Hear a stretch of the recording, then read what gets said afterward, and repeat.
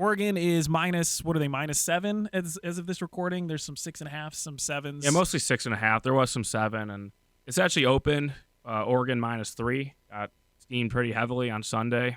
Settled at 7, and then there's some buyback on the Utes. And 49 is the total. What are you looking at? And that total actually just dropped to 47.5. So Ooh. a lot of movement in this game early in the week. I like the underdog here. I also like the under, and for this video, I'm going to give the under as my preferred play at 47.5.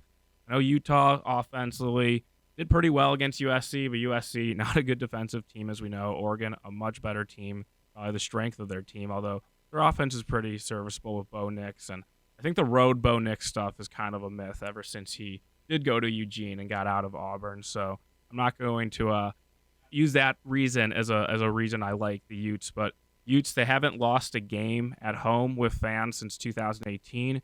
So it's kind of shocking to see Utah as such a big home underdog in this game, but it's really because Bryson Barnes, not a great quarterback. Nope. They thought all season Cam Rising will eventually return. Kyle Whittingham in the post-game press conference after USC announced that Cam Rising won't play and actually is going to redshirt and have a 7th season in Utah next year as the Utes move over to the Big 12. Already. So The oldest man in college football. So something to keep an eye on.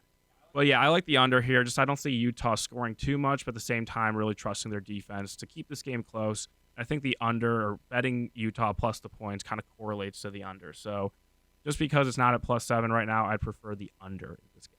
You quacking or are you Uting? We're Uten what that over here. is. We're taking Utah on the Uten? spread. Utes. The one thing that I love outside of my code, storm in the field, crying, fade that team, is ranked home dogs. College, they get me going. Oh. And I love defense. Utah's defense is legit. They are every single year.